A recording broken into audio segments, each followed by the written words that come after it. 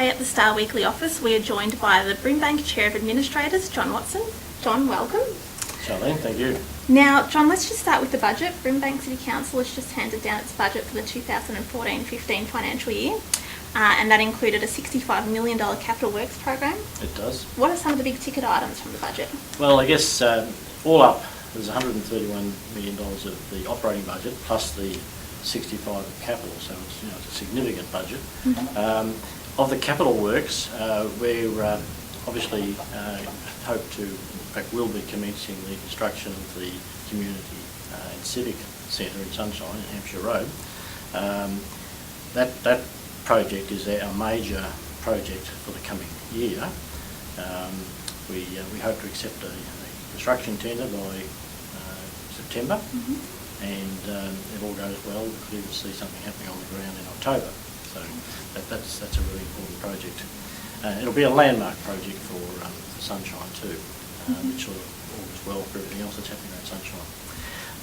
And in other good news for Sunshine, the new Real Estate Institute Victoria figures have named the suburb as the second fastest growing suburb in Melbourne.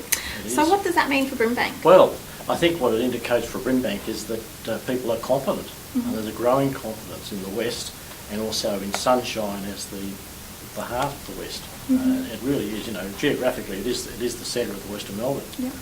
And Sunshine is destined to become a great centre again. And people are recognising that. They're investing. We're seeing quite significant prices being paid. So the growth is there. I think if anybody's going to invest, now's the time to do it. Yes, absolutely. It's never cheaper than today. So that's what it's all about. The other thing, I saw a quote recently that actually referred to some centres around Melbourne as sort of the ugly ducklings. Yes.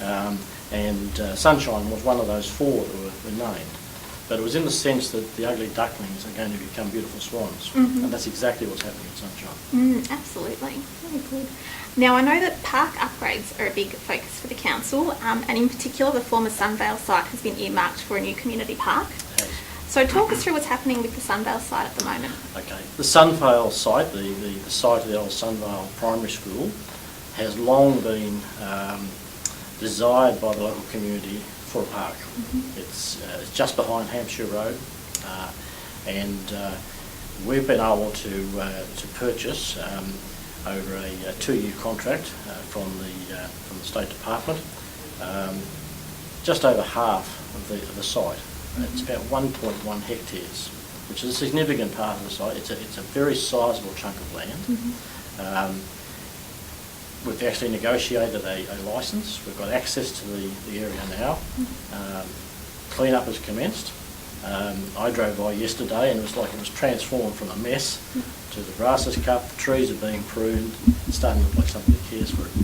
And over the coming season we'll be doing more planting, putting in probably initially some temporary gravel paths to gain access over the summer months for people. And then we'll be consulting widely as to what the park should look like in the future, including what it will be named. Okay, so big things happening in the area. It certainly is. Wonderful. Now, on another issue, the state government recently extended the term of the administrators until October 2016, so that it coincides with the statewide local council elections. That's correct. Are you confident that any new council will govern in the interests of all residents when they are next elected? Can I first say that myself and my colleagues, the administrators, we certainly welcome the confidence that the government, and in fact the Parliament, because it was the Parliament that passed the legislation, has expressed in us to stay there a little longer. Important because it'll save the city somewhere between $700,000 and $1 million for the cost of an extra election, and it'll save candidates the cost of campaigning 2 elections.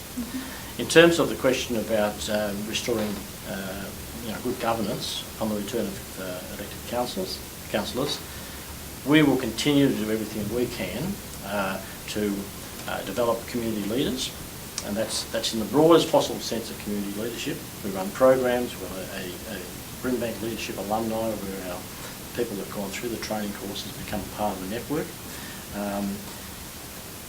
But importantly too, we're working inside the organisation to continue to build and entrench as much as we can, as the council currently, good governance practices, processes, policies, and that's the key. I think nobody can decide who will be the councillors other than the voters when the time comes.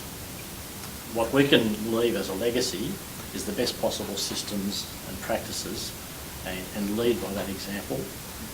And I'd have confidence that we'll be able to do that satisfactorily, that the incoming councillors will actually take ownership and be proud of the city as we are. Lovely. Well, John, thank you very much for your time, and thank you for joining us here at the Star Weekly.